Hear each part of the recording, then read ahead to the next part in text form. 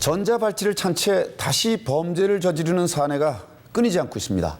성범죄 재발을 막기 위해서 도입된 전자발찌 제도도 삐뚤어진 욕망을 막기엔 역부족인가 봅니다. 전자발찌가 장신구가 돼버린 것 아니냐는 지적이 들끓자 감사원이 지난 1월 관리 실태를 점검했는데 허점이 많은 것으로 드러났습니다. 법무가 대책 수립에 나섰지만 아직도 전자발찌 무용론을 잠재우긴 역부족인데요. 전자발찌 제도의 문제점과 보완 대책을 짚어보겠습니다. YTN 사이언스 신경원 기자 나와 있습니다.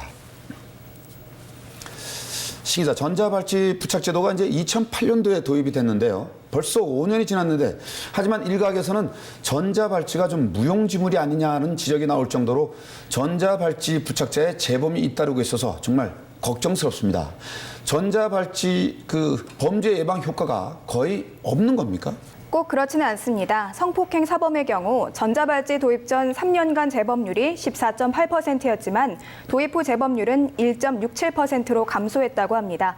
수치만 놓고 보면 성과는 있어 보이지만 최근 사건들을 보면 분명히 한계도 존재한다고 할 수 있습니다. 네, 그렇군요. 전자발찌 부착자의 재범이 연이어서 발생하는 이유는 여러 가지가 있겠지만 전자발찌 시스템에 허점이 있는 것은 아닐까 싶습니다. 전자발찌 시스템이 구체적으로 어떻게 구성되어 있는지 좀 말씀해 주시죠. 네, 전자발찌는 3가지 시스템으로 구성이 되어 있습니다. 우선 발목에 부착하는 검은색 방수 재질의 기기와 외출 시에 늘 지녀야 하는 휴대 단말기, 그리고 집 안에 있을 때 위치 추적 기능을 하는 재택 감시 장치로 구성됩니다. 실질적으로 대상자의 위치와 동선을 추적하는 것은 휴대 단말기인데요. 휴대 단말기와 전자발찌가 1m 이상 떨어지거나 출입 제한 구역에 접근한 경우, 또 전자발찌 부착자가 거주지에서 반경 2km를 벗어나면 중앙관제센터에 경보가 울리도록 돼 있습니다. 네, 그렇군요. 전자발찌는 성범죄와 살인 등 특정 범죄자가 출소한 뒤에 범죄자의 보호 관찰을 위해서 도입된 제도가 아니겠습니까? 한마디로 24시간 위치 추적을 통해서 재범을 막자는 취지로 도입이 됐는데 범죄 예방 효과가 왜 미미한지 정말 궁금한데요. 네, 전자발찌의 심리적 압박 효과가 재범을 낮춘다는 것은 이미 확실하게 입증됐습니다. 하지만 재범죄가 끊이지 않는 것은 전자발찌의 한계를 보여준다고 할 수 있는데요. 이따른 전자발찌 부착자의 재범 사건과 전자발찌 실효성 논란을 취재했습니다.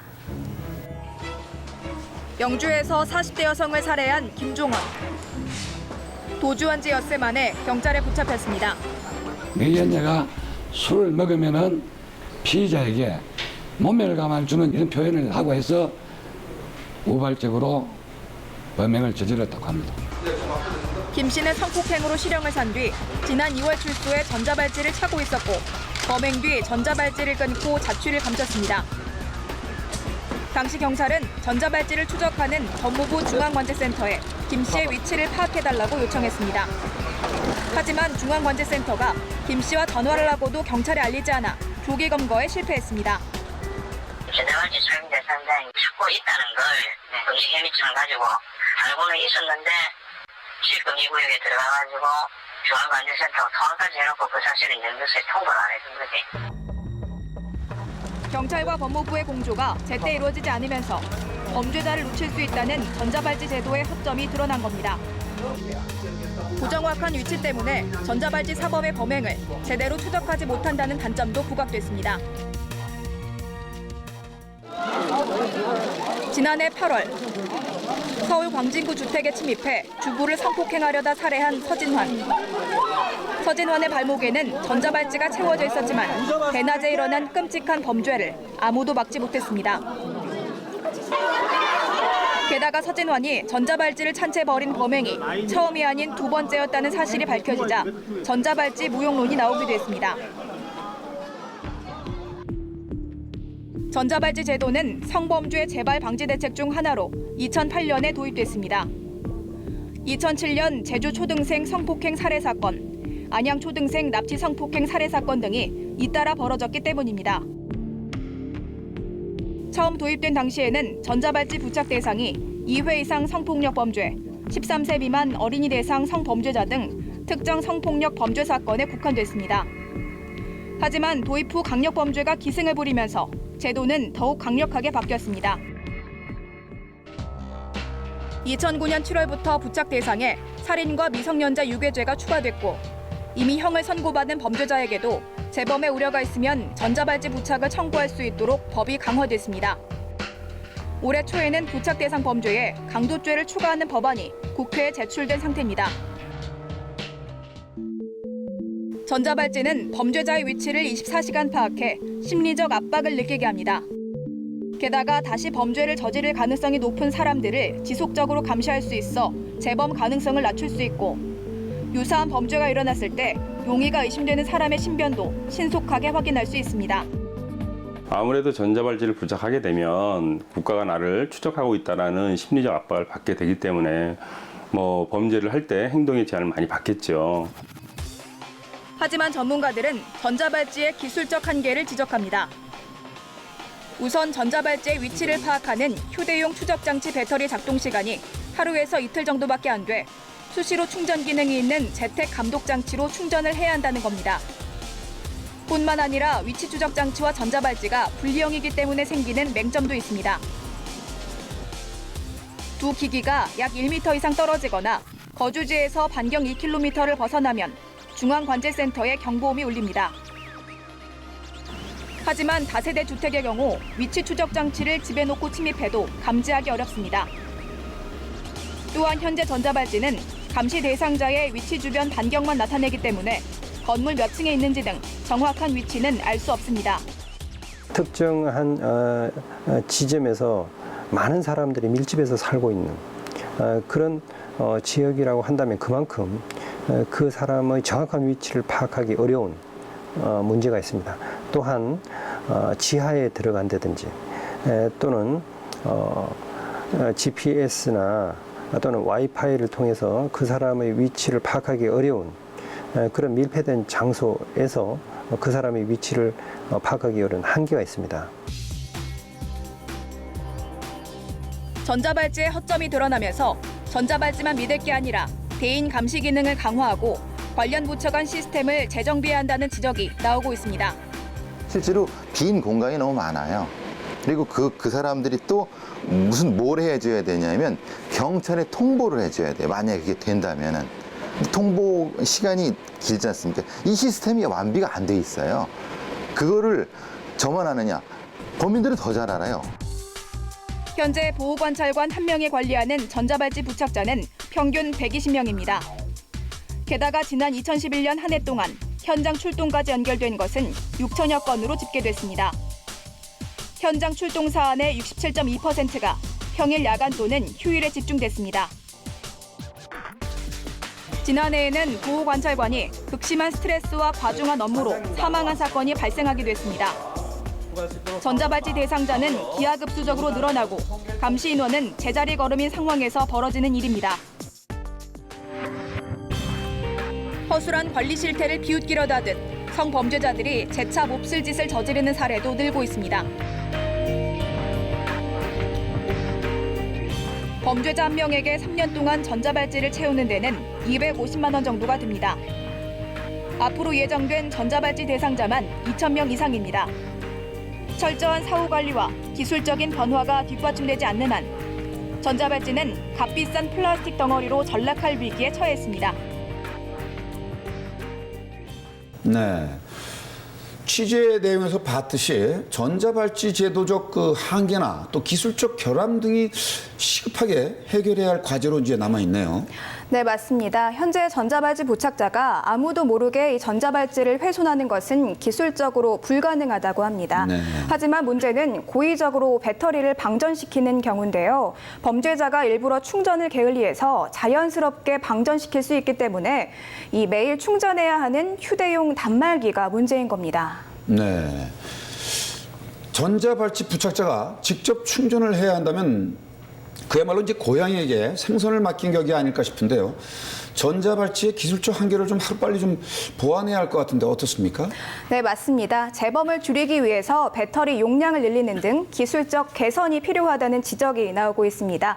이외에도 제도적인 접근이 필요하다는 게 전문가들의 지적인데요.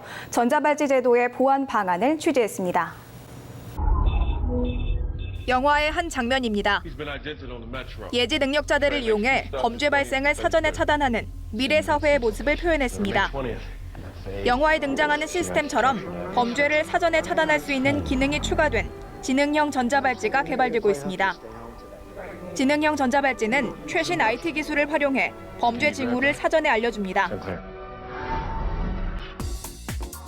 전자발찌 부착자의 과거 범죄 수법, 평소 이동 패턴 등을 현재 상황과 실시간으로 비교 분석해 이상 징후가 감지되면 즉각 상황실에 경보를 울리는 겁니다. 과학기술과 정보통신 기술의 발전을 이용한 그런 새로운 형태의 전자발찌들이 실제 현장에서 사용이 된다면 그런 것들을 통해서 지금 현재 사각지대에 이제 놓여 있는 그런 부분들을 좀 줄일 수 있는 그런 효과는 있을 걸로 생각합니다.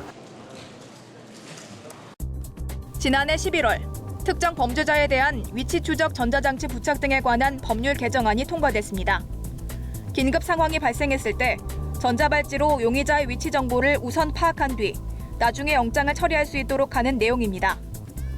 이전까지 경찰이 전자발찌를 부착한 용의자를 추적하려면 먼저 법원의 영장을 받아 법무부 보호관찰소에 제출해야 했습니다. 그 사이 용의자가 다른 범행을 저지르거나 전자발찌를 끊고 달아나는 사건이 잇따르면서 내려진 조치입니다. 전자발찌 부착자에 대한 관리를 강화하기 위해 법무부와 경찰의 협력 시스템도 강화되고 있습니다. 범죄자의 신상정보 공유 시스템을 구축한 겁니다. 이를 통해 전자발찌 부착자의 이름과 주소, 실거주지 등 9가지 정보를 공유할 수 있게 됐습니다. 이 같은 기본 시스템을 바탕으로 지난 7월부터는 훨씬 진화된 대응 체계가 갖춰졌습니다. 바로 112 스마트 시스템입니다. 서울지방경찰청 종합상황실, 경찰서 112 신고센터로 성추행을 당했다는 여성의 신고 전화가 걸려옵니다. 여성이 있는 곳의 주소를 112 신고 통합 시스템에 입력하자 반경 500m 안에 사는 전자발찌를 차고 있는 성범죄자들의 신원 정보와 거주지가 뜹니다. 정보는 곧바로 현장 근처 순찰차로 전송됩니다. 경찰동 19-19번지 어떤 여자가 성추행을 당했다고 하는데요. 그 부근 성범죄 대상자, 전자발찌 신상정보 대상자가 지금 뜨고 있습니다. 참고하시기 바랍니다. 112 스마트 시스템을 통해 전자발찌 부착자의 신상 정보를 전국 경찰서와 지구대는 물론 순찰차 내비게이션을 통해 확인할 수 있고 오는 11월부터는 스마트폰으로도 볼 수 있게 됩니다. 112 스마트 시스템은 성폭력 범죄 신고 접수 시 112 지도상에 그 신고 위치 주변에 거주하는 성폭력 전과자 총 28,000여 명의 성명, 주소 등을 실시간으로 자동 현출하여 우리 출동 경찰관에게 통보해주는 시스템입니다.